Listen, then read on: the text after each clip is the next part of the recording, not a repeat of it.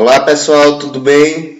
Então, hoje nós vamos ver um pouco sobre heredogramas e como eles são desenvolvidos a partir de características ali da linhagem humana. Então, hoje nós vamos ver o motivo pelo qual alguns geneticistas utilizam esses diagramas para o desenvolvimento ali de estudos em genética. Nós não vamos trabalhar nesse momento em relação à construção de heredogramas a partir de uma característica, porque esse conteúdo em especial nós vamos trabalhar quando estivermos falando sobre cromossomos relacionados ao sexo. Tá? Então, quando a gente estiver falando um pouco sobre herança e cromossomos sexuais, a gente constrói alguns heredogramas. Essa aula vai ser baseada simplesmente em regras e conceitos para a construção dos heredogramas. Tranquilo? Então, os heredogramas eles são utilizados porque na maioria, na verdade, em todas as linhagens humanas, né, nós não podemos fazer cruzamentos dirigidos. Nós não podemos testar cruzamentos. Tá? Então, é necessário que os geneticistas eles analisem os membros de uma família para uma determinada característica para tentar verificar se existem padrões de herança genéticas, tá?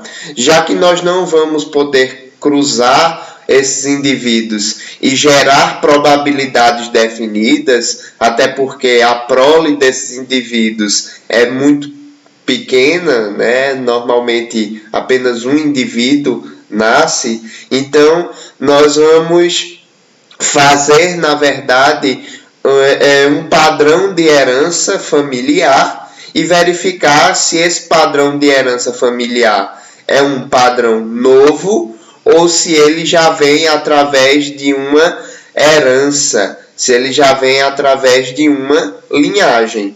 Lógico que se ele vir em uma linhagem, a probabilidade dele surgir novamente é muito maior do que se for uma nova característica. E aí, os heredogramas eles vão ser formados através de um conjunto de diagramas, um esquema no qual eu vou conseguir afirmar os indivíduos de uma determinada família, se eles são machos, fêmeas, afetados, quantos irmãos, a irmandade de determinada família. Vou também conseguir identificar os casamentos possíveis, tá? E aí, a partir desses heredogramas, eu vou facilitar a visualização e transmissão de um comportamento. E com isso, eu vou poder identificar a probabilidade desse evento ocorrer novamente, ok? Então, para que haja a construção de um heredograma, é necessário que hajam algumas regras, e é exatamente o conteúdo dessa aula. Então, hoje nós vamos ver as regras necessárias para que haja o desenvolvimento ali e a construção de um heredograma. Basicamente, o que nós vamos necessitar no caso da construção dos heredogramas são essas simbologias, tá? O símbolo quadrado identifica o indivíduo do sexo masculino. O símbolo esférico identifica indivíduos do sexo feminino.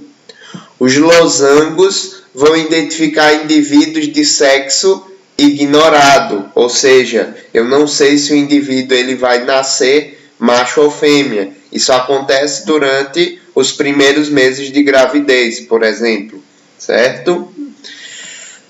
Quando os símbolos de macho e fêmea, eles são pintados, escurecidos, enegrecidos, eu vou indicar indivíduos que são afetados. Então, por exemplo, existe uma característica ligada aos cromossomos sexuais, que é o daltonismo. Então, indivíduos que são daltônicos são indivíduos que são afetados. E aí, consequentemente, o indivíduo daltônico ele vai ser um indivíduo macho ou fêmea pintadinho, ok? Nós vamos ter também essa simbologia de macho e fêmea e uma união entre esses duas figuras que vai indicar um casamento ou uma união, certo? Casamentos que são consanguíneos, ou seja, indivíduos que se casam com parentescos próximos, primos com primos, é bastante comum. Vai ser indicado por uma união formada ali por dois traços. Uma filiação vai ser indicada através de uma união mais um novo indivíduo abaixo, que pode ser macho ou fêmea. Indica que esse casamento aqui deu origem a um filho, ok? Para a irmandade, ou seja, indivíduos que são irmãos, observem a diferença de simbologia do casamento. Então, o casamento eu vou ter uma ligação lado a lado. Na irmandade eu vou ter uma ligação mais à filiação. Então, eu vou ter um distanciamento ainda desses indivíduos. Se o indivíduo ele é heterozigoto para a característica, ou seja, ele tem um gene de afetado e um gene normal, ele vai ser um quadradinho pintado pela metade. Então, a metade do genótipo dele influencia na característica e a outra metade não. Para identificar uma família, eu vou ter sempre um casamento, uma união de macho e fêmea, e eu vou ter também a filiação. Essa filiação, como eu estou falando de uma família e não de um único indivíduo, eu vou ter o símbolo da irmandade. Então, esses indivíduos são irmãos. Este casamento aqui, no caso, deu origem a 2 filhos do sexo masculino e um filho do sexo feminino. Se o indivíduo ele não chegar a nascer, ou se ele nascer e for falecido, dependendo do sexo do indivíduo, ele vai ter um traço de corte. Então, se for uma fêmea, esse corte será em um símbolo redondo. Se for um macho, esse corte será no símbolo quadrado. Para gêmeos que são univitelinos, ou seja, de uma única placenta, eu vou ter uma irmandade, certo? Vinda, veja, de um único ramo, ou seja, de uma única gravidez, e eu vou ter a união entre esses dois indivíduos, gerando indivíduos idênticos, certo? Gêmeos univitelínicos ou monozigóticos. Já se eu tiver gêmeos de placentas diferentes, o que é que eu terei? Eu terei uma filiação. Veja que esses indivíduos partem de um único ramo, certo? Porém, esse ramo deu origem a 2 indivíduos. Então, dentro dos gêmeos dizigóticos, existe uma grande probabilidade de um indivíduo nascer fêmea e outro indivíduo nascer macho. Sendo assim, esses gêmeos dizigóticos são gêmeos de óvulos ovogônios diferentes, ovócitos secundários diferentes e de espermatozoides também diferentes. Dentro dessas características que foram apresentadas, nós podemos fazer todo e qualquer heredograma, inclusive da própria família de vocês.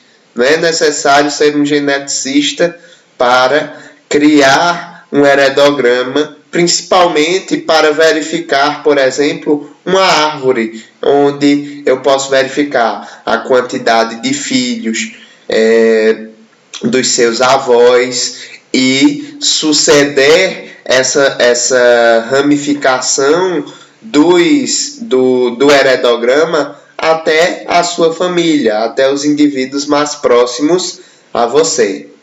Então, gente, essa aula basicamente era para falar sobre a simbologia dos heredogramas e espero que tenham gostado. Até a próxima.